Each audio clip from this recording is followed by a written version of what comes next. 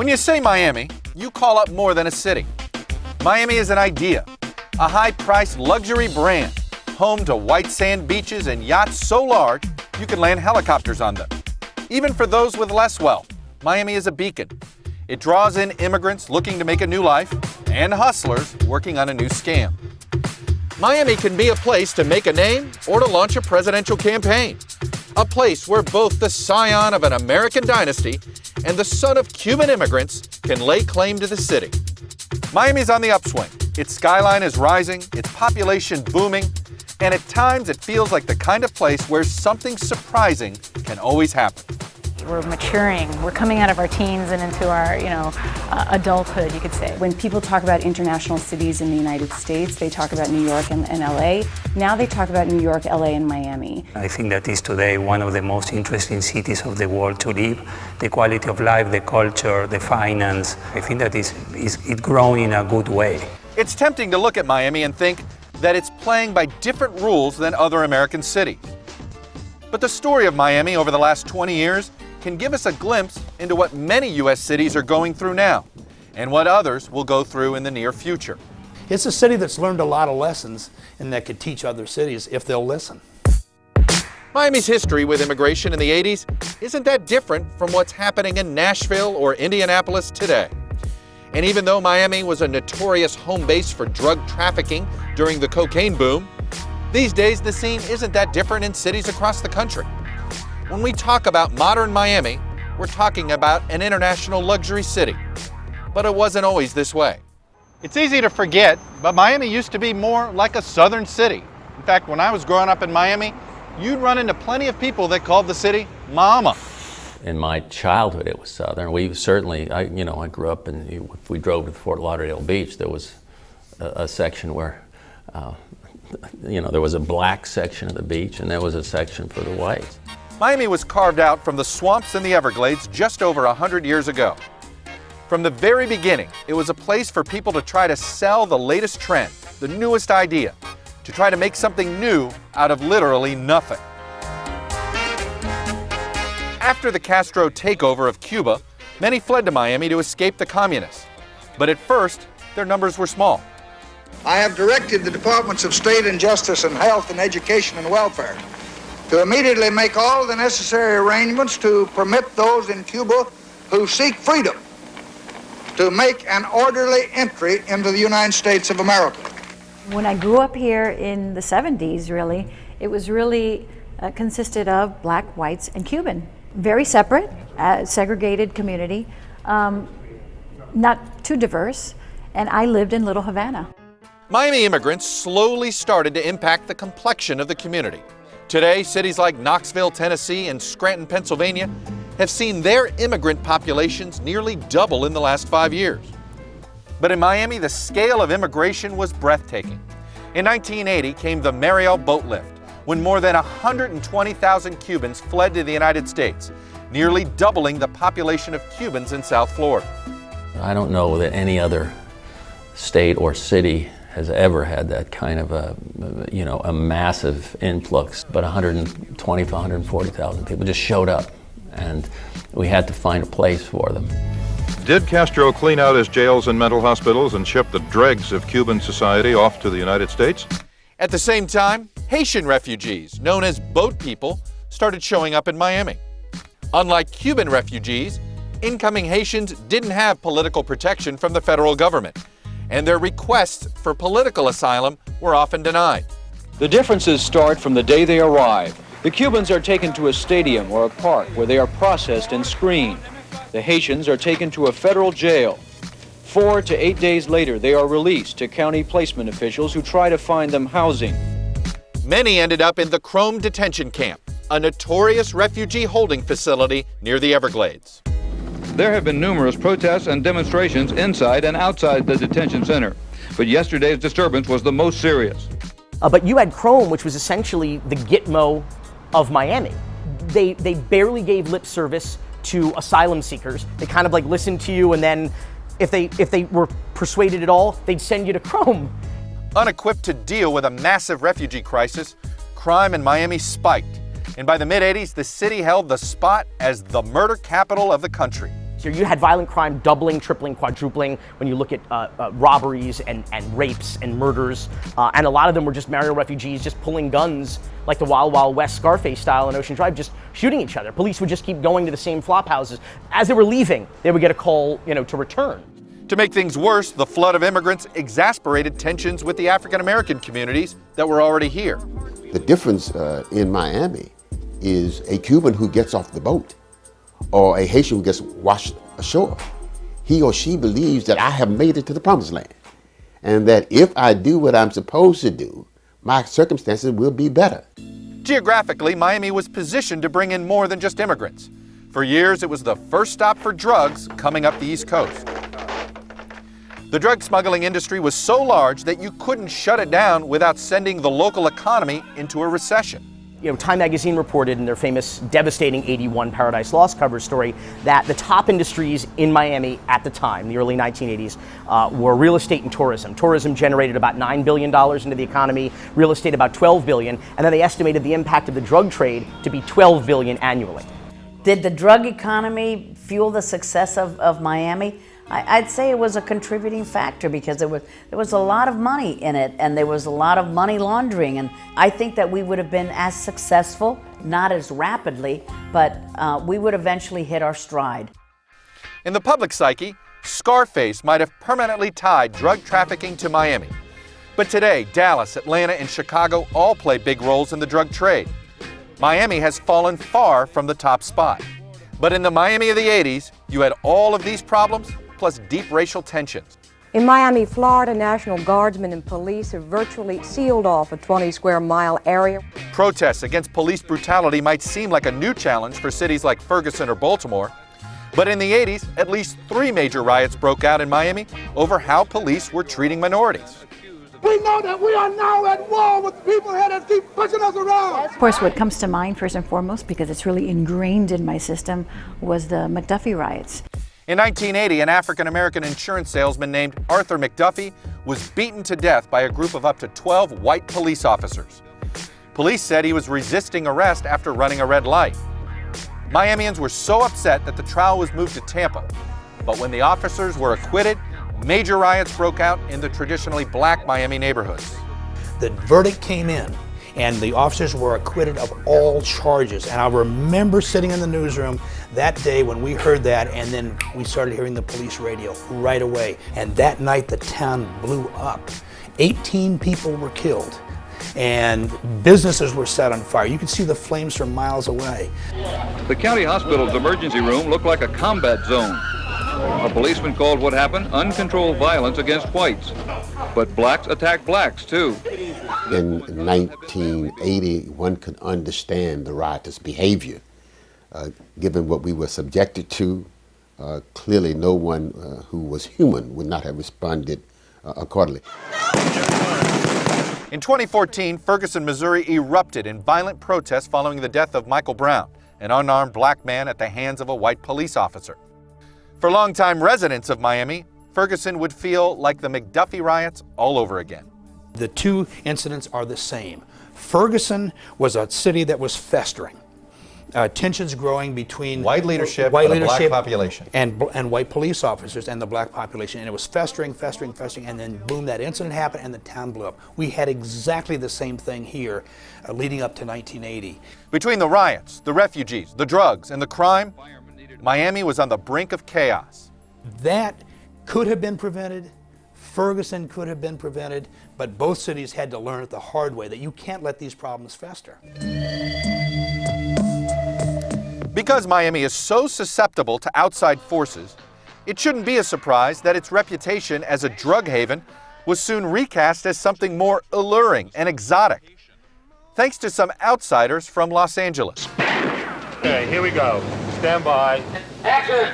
Miami's reputation for crime was so widely known that one of the most popular TV shows of the 80s was built around that exact idea.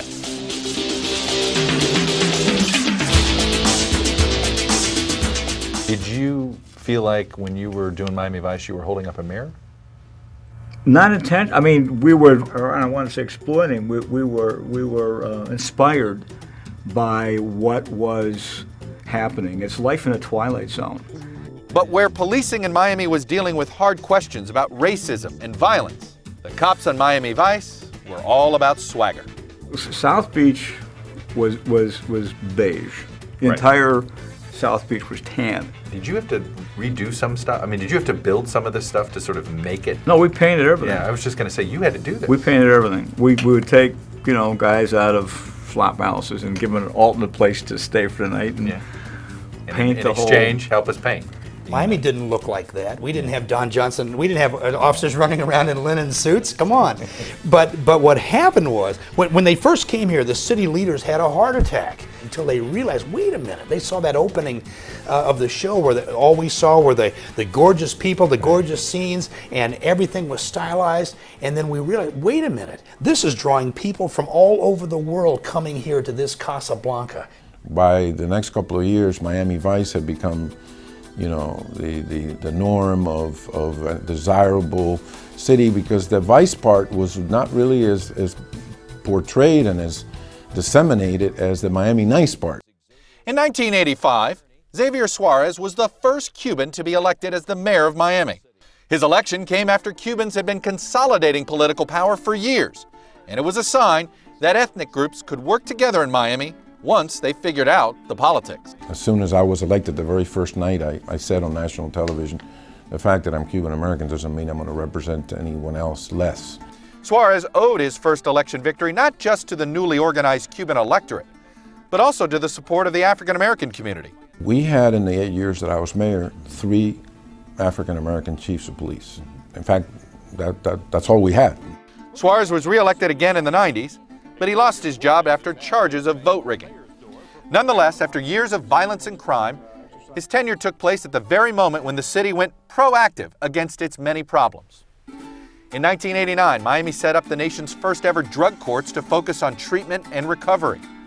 The federal government stepped up pressure on drug trafficking, and the city introduced community policing practices, new to police departments at the time, and soon Miami's crime rates began a 20-year decline. We matured as a community, and I think that we had as rough a time as you could have. I mean, those cocaine cowboy days, they're not made up. Miami made major inroads during its own war on drugs, but the city still had one more major disaster to go through before it could become the Miami we know today. In the late 80s and early 90s, Miami wasn't only suffering from street crime. Fraud and corruption had buried themselves deep inside the culture of the city. In 1992, Hurricane Andrew hit South Florida hard, killing 15 and causing $25 billion of damage, making it the most expensive natural disaster up until that point. The fury of this storm picked up in the hours after midnight. Fierce winds. The hurricane revealed what many had suspected. Their city and county was run on shortcuts and kickbacks. And now back to the ground, to a part of Miami called Country Walk. Some of the residents there believed they would be spared from the fury of Hurricane Andrew. That's because Country Walk is well inland. They were mistaken, though. New houses built in the Country Walk development were destroyed, even while buildings across the street remained upright. Shoddy construction, corrupt building inspectors, and a culture of fraud were all to blame. Places were destroyed, like Country Walk, where you say, this is a brand new It shouldn't have been. It should have been built better, and we found out the building codes weren't being followed. Yeah. Residents won a lawsuit against the construction company. But the bigger victory was the change that came over the government. The people of Miami started holding their leaders more accountable. No one would put up with it, bribing an official so that you would get a, your elevator inspected, or you would get this housing development approved. As the city recovered and crime continued to fall, Miami was poised once again to become at least livable. But the drop in crime is only part of how Miami became the city that it is today. As violence dropped, Miami reclaimed its earlier identity as a city where you could come to make something of yourself. It's an idea that's not so different from the American dream, but down here, it's infused with the energy of all the new arrivals. There's money flowing in from everywhere. People want to buy here, they want to live here, they want to work here, they want to play here. The lifeblood of Miami is its diversity. It's a very young city, and we are the most diverse city in the United States. and one of the most immigrant cities in the United States. What the immigrant brings is a tremendous amount of energy and a search for the American dream, a fight for the American dream. For towns and cities across the country that find themselves dealing with new immigrant communities, the lesson of Miami is to embrace the new arrivals, to bring them into the jet stream of the city. Miami has done this so effectively that it has a new class of immigrants, those who moved here from within the United States. If you want to see the impact domestic immigrants had in the 90s, all you have to do is go to the beach, not just South Beach, Miami Beach, and look up. We like to think of ourselves as probably the best integrated neighborhood in the United States. We have the elderly population still inhabiting the area, and we have a very big population of young professionals moving into the really upgraded, restored buildings. We never had so many young people on the beach, never. In the early 90s, Mira and Donald Rebelle, art collectors and real estate developers from New York, moved to Miami and began showcasing their collection in a private museum. Unlike many cities where they went through the transition of the urban to the suburban, it was so gradual that you saw the destruction of the city.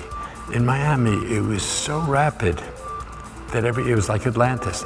All the great townhouses were preserved. The Rebelles helped convince the International Art Basel Conference to open an outpost in Miami. So why is an art show a big deal? Over the next 15 years, Art Basel Miami grew into a global event that showcased the city to people who would never have considered going there before. It galvanized something. It made locals believe in themselves. This revival could be seen everywhere, and pretty soon, Miami turned a corner. It was no longer the city of Scarface. Say hello to my little friend! Now, it was the city of Will Smith. I'm going to Miami. In many ways, the Miami I grew up in is gone. But it wasn't chased out by immigrants and speculators. It just grew up. Nowadays, Miami draws strength from its diversity. What had been its biggest existential threat has become, arguably, its biggest asset. You know what? You need the gay people, you need the immigrants, you need rich people, you need poor people, you need young people, you need old people. The diversity is what makes a city. It's not that people work together out of the goodness of their hearts. When it comes to Miami, people could be counted on to come together if there was money to be made. But the historical tension means there is always a risk that Miami might fragment. And just because we're Latino doesn't make us all one homogeneous group. We have differences. Elian Gonzalez has not had his day in court. When a young refugee named Elian Gonzalez was sent back to Cuba after the federal government decided that it was best for him to live with his family there, Miami exploded. Manny Diaz represented Elian's family in the United States, and after the trial, he was elected as mayor of the city of Miami. I thought we had gotten past it, frankly. We had a very rough decade of the 80s, the 90s. We were starting to get along. 2000, Elian becomes a story here, and you saw some of that resentment. I think in the last decade, I think we've dramatically changed the image of the city and the way people in the city are working together. Of course, a cosmopolitan international city faces its own new challenges. Today, Latin American politics continue to play out in Miami, as Cubans were being joined by new immigrant groups. Just as an earlier generation of Cubans fled the Castros, the election of a left-wing strongman in Venezuela, Hugo Chavez, led to the arrival of thousands of middle-class Venezuelan immigrants. First thing that happens, people think I'm saying Minnesota. Every time I say, well, are you from Venezuela? Minnesota? No, Venezuela. So why'd you say, when you wanted to leave Venezuela, you said Miami? Why Miami? Why'd you pick Miami? Yeah, the Spanish community, his community here is pretty big. Miami has tackled drugs, crime, and immigration on a scale that could cripple most cities. The Magic City has restored its legacy as a destination, a place to live lavishly, and it's done so by embracing the notion that new ideas can bring in new energy and new money. But if Miami makes a virtue of drawing in new people, it still has a basic problem. What should they do when they arrive? Unlike cities with legacy industries, Miami just has its hospitality services and a deep-water port. Since the mid-1950s, with the advent of DDT to kill the skeeters, Florida has had an average of 1,000 new arrivals every single day. And what do they do when they get here? They get into the hospitality industry. They work at a hotel, they work at a restaurant, they work at a bank that's funding construction. They become developers, they're in real estate selling houses.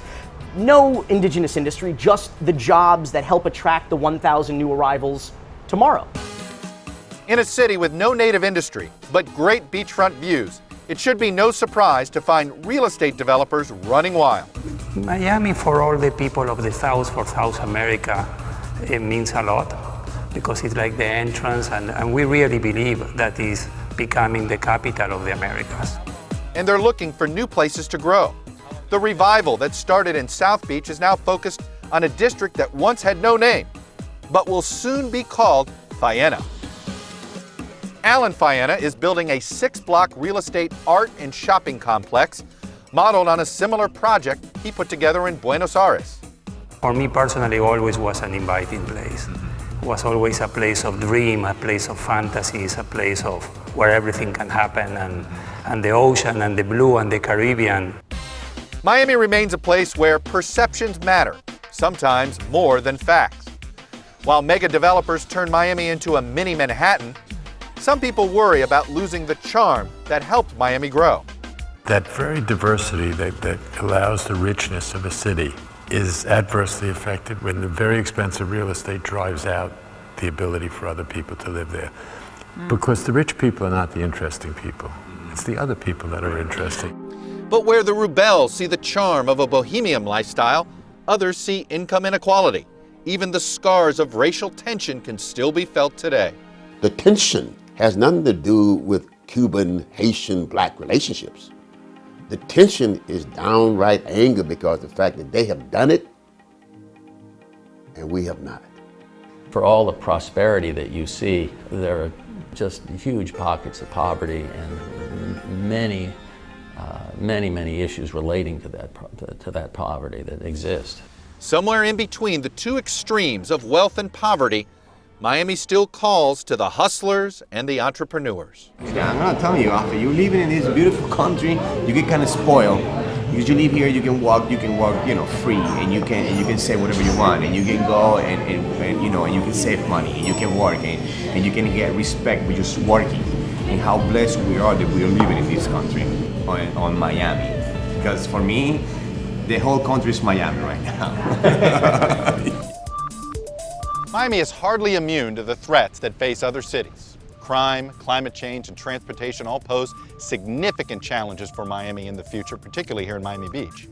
But it has survived its identity crisis by finding strength and change for a city that was once doomed by drugs, refugees, and violence. Miami has thrown open its doors and in so doing, found a way to make itself a home again for all kinds of opportunities. Hey NBC News fans, thanks for checking out our YouTube channel. Subscribe by clicking on that button down here, and then click on any of the videos over here to watch the latest interviews, show highlights, and digital exclusives. Thanks for watching.